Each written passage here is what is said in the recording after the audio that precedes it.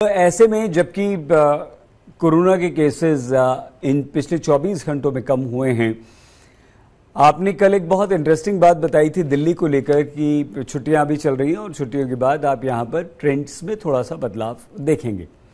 क्या वेदर का, मौसम का असर भी पड़ता है मिलन? मैं आपका आखिरी जो सेंटेंस था वो ढंग से नहीं सुन पाई। मौसम बदल रहा है जी, जी असर पड़ता है। जी बिल्कुल सही कह रहे हैं आप, मौसम बदलने से फर्क पड़ता है।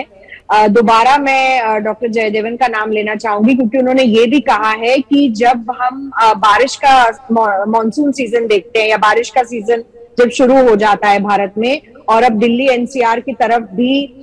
जो बारिश है वो शुरू हो चुकी है, मानसून का जो सीजन है वो शुरू हो चुका है, और इसलिए इस दौरान सर्दी, खांसी, जुकाम जैसे जो सिम्टम्स हैं, जो सेम सिम्टम्स कोरोना के अटैक में भी देखे जाते हैं, वो आपको ज्यादा लोगों में दिखाई देंगे। अब इसके लिए बहुत जरूरी है टेस्टिंग करवाना, क्योंकि केरल में भी हम यही देख रहे हैं। महाराष्ट्र में जिस तरीके से बारिश होती है, हमें पता है कि बहुत ज्यादा वहां पर जो बीमारियों के केसेस हैं इसी सीजन में आते हैं, और दिल्ली में भी अब हम देखेंगे क्योंकि लोग अपनी छुट्टियों से या जो बच्चों की समर वेकेशंस चल रही थी उससे वापस आएंगे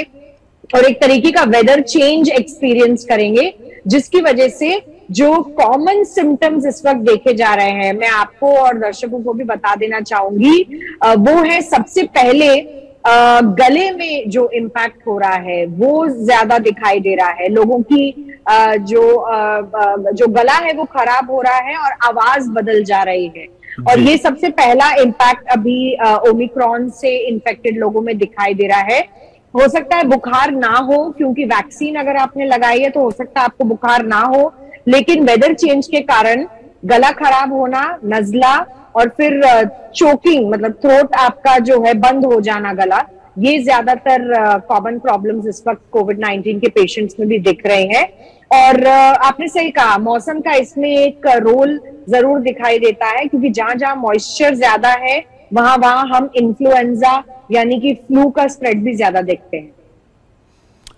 ऐसे में कोई विशेष डॉक्टर से एहतियात बताते हैं मिलन?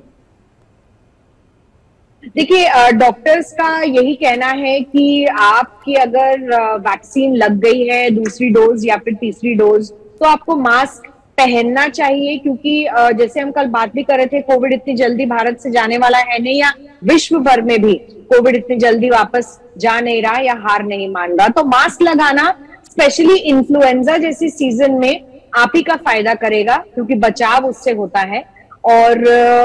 अमूमन भी आप जब मास्क लगाते हैं तो लोग जब खांसते छींकते हैं, चाहे उन्हें कोविड हो या ना हो, एटलीस्ट जर्म्स का स्प्रेड तो होता ही है, और वो जर्म्स के स्प्रेड से बचने के लिए भी आप मास्क जरूर लगाइए। कम से कम महाराष्ट्र, केरल और पश्चिम बंगाल जैसे इलाकों में जहां पर इस वक्त